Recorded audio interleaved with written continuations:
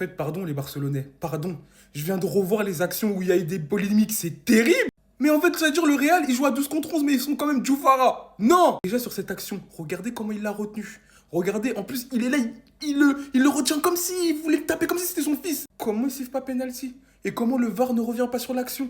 Même sur le tacle de Tchouaméni, il prend qu'un carton jaune. Mais s'il y a rouge, c'est la même chose. Je suis désolé, un tacle comme ça, par derrière. Regardez la hauteur en fait de ses cuisses. Là, il se plie si Olmo est un peu trop sur ses appuis, il peut lui casser la jambe.